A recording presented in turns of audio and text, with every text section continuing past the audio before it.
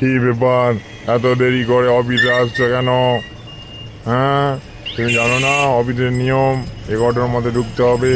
তুমি এখন কটা বাজে? 12টা বাজে, এখন ঢুকছো?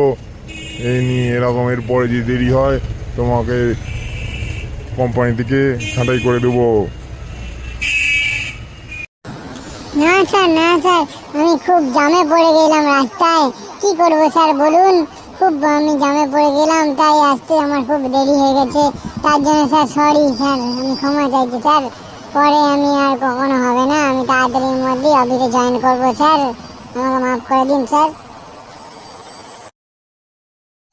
ঠিক আছে পল্টু, তোমায় মাফ করলাম আজকের মতো। আর কখনো না দেরি হয়, এরপরে দেরি হলে আমি কিন্তু তোমার উপর ভারলো ওদের থেকে নেবো। তুমি কিন্তু তখন আর বলবে না স্যার আমার চাকরিটা কেন আমি ছাড়িয়ে দিলেন। ঠিক আছে স্যার, ঠিক আছে, আর কখনো হবে না স্যার। স্যার আমি কিন্তু আপনার জন্য ভালো একটা গুড নিউজ নিয়েছি স্যার, শুনবেন স্যার? ঠিক আছে পল্টু, তুমি কি গুড নিউজ নিয়ে এসছো? ঠিক আছে আমাকে বলো। স্যার জানেন তো, আমি আপনার জন্য ভালো একটু পাত্রী দেখেছি। খুব সুন্দর, খুব ভদ্র, খুব নম্র। আপনার দেখে খুব পছন্দ হবে স্যার।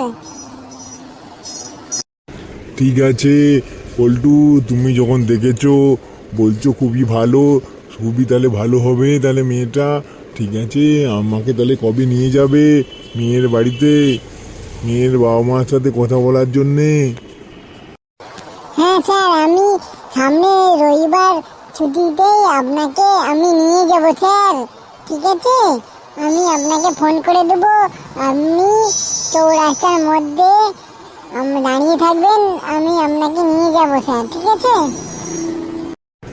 ঠিক আছে পল্টু, আমরা দুজনে তাহলে সামনে রবিবার ছুটিতে দুজনে মিলে দেখতে চলে যাব মেয়ের বাড়িতে। মেয়েটাকে যদি পছন্দ হলে তখন সাথে সাথেই তোমারকে আমি মিষ্টি মুখ করাবো। ঠিক আছে?